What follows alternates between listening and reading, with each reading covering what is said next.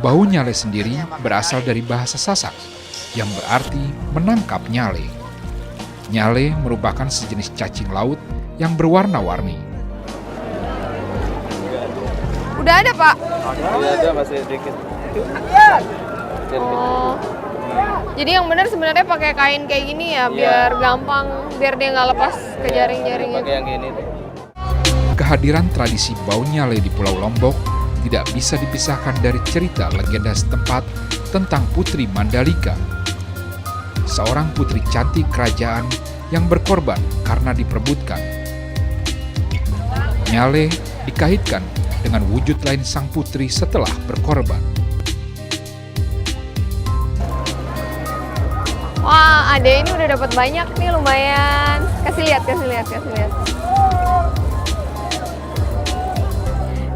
Cacingnya masih bergerak-gerak.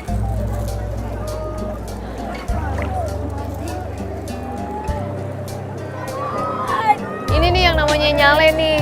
Ini dipercaya sebagai perwujudan Putri Mandalika. Benar ya, Pak ya? Secara adat orang asli Lombok, Festival Bau Nyale merupakan acara wajib yang harus dihadiri oleh mereka. Tak heran bila suasana di festival ini penuh sesak oleh mereka yang menganggap bahwa nyale akan membawa berkah bagi hidup mereka. Tak hanya orang dewasa, anak-anak juga banyak yang terlibat di pencarian nyale. Secara biologi, nyale merupakan cacing laut yang digolongkan dalam kelas Polychaeta. Para ahli biologi biasa menyebut nyale sebagai cacing kelabang. Cacing laut ini biasa hidup di celah-celah batu karang di bawah permukaan laut dan berkembang biak dengan bertelur. Masa perkembangbiakan ini terjadi setahun sekali, yaitu antara bulan Februari atau Maret. Bersamaan dengan itu, bau nyale ada. Festival Bau Nyale ini biasanya dimulai saat menjelang subuh, yaitu sekitar pukul 3 dini hari. Secara mitos cerita legenda, diyakini bahwa pada waktu itulah sang putri Mandalika mengorbankan dirinya. Sementara, secara ilmiah dari referensi yang saya baca, kemunculan nyale di jam-jam menjelang fajar itu karena ritme biologis cacing laut kelas Polychaeta yang sedang mengalami masa perkembangbiakan.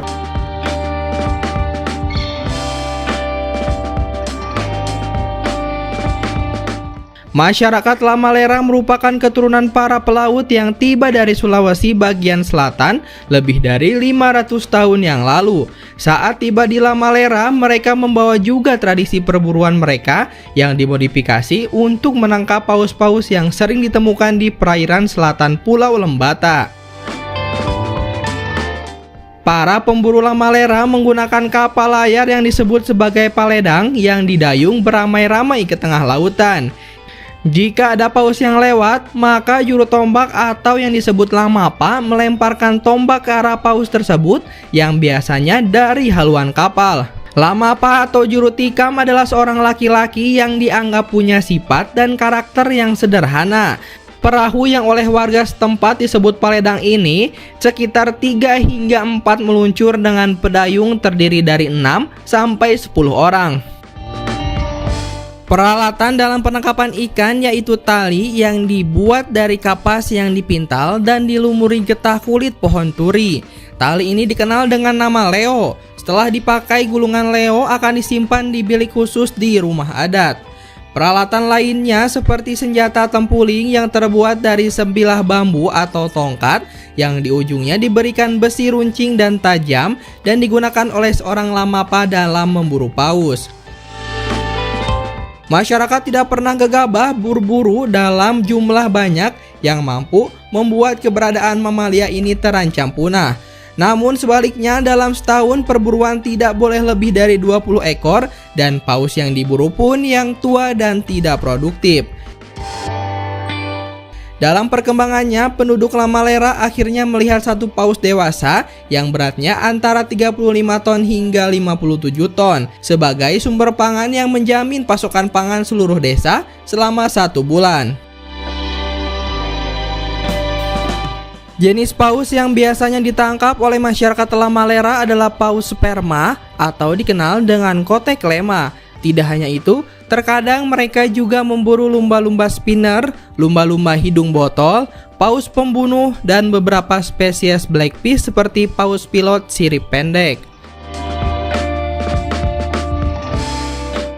Masyarakat Lamalera tidak boleh menyerang paus muda atau yang sedang bunting karena itu adalah aturan turun-temurun. Apabila dilanggar diyakini mendatangkan musibah bagi satu kampung. Dari hasil buruan akan dibagikan ke semua warga desa, para janda, fakir miskin, yatim piatu akan mendapatkan bagian. Apabila kebutuhan seluruh desa terpenuhi, maka sisanya akan dibarter dengan kebutuhan pokok seperti jagung dan beras atau dijual.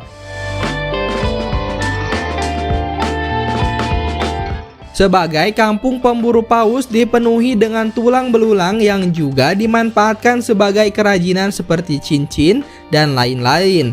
Selain itu, minyak ikan paus dimanfaatkan sebagai minyak urut, minyak gosok, dan bahan bakar lampu templok.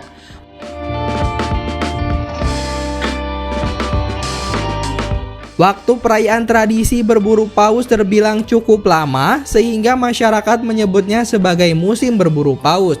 Suku Lamalera biasa melaksanakan adat ini setiap tanggal 1 Mei hingga bulan Oktober. Ditandai dengan perayaan Ekaristi atau Misa Lepa di Kepala Santo Petrus yang berada tepat di pantai Lamalera. Meski dimulai pada bulan Mei, namun seremonial pemburuan paus yang biasa disebut Tobu Nama Pate sebenarnya sudah dimulai sejak tanggal 29 April.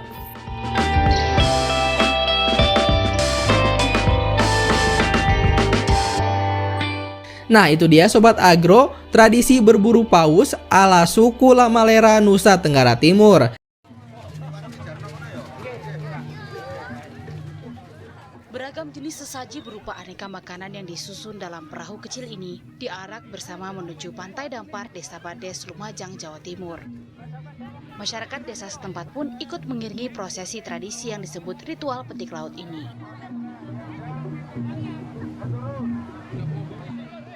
Sebelum perahu kecil ini dilarung ke pantai, sejumlah harapan dan doa dibacakan agar masyarakat nelayan Dampar diberikan keselamatan dan diberikan rezeki berupa tangkapan laut yang melimpah.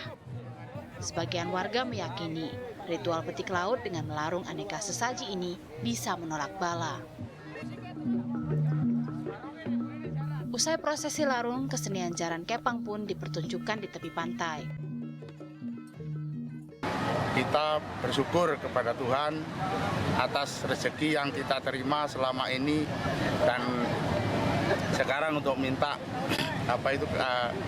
doa dan keselamatan bagi warga masyarakat khususnya nelayan di Dusun Dampar. Keseluruhan ritual petik laut ini pun menjadi salah satu bentuk kearifan lokal tanah air yang diharapkan bisa dikemas sebagai salah satu daya tarik pariwisata untuk menarik wisatawan. Tim Liputan Kompas TV, Lumajang, Jawa Timur.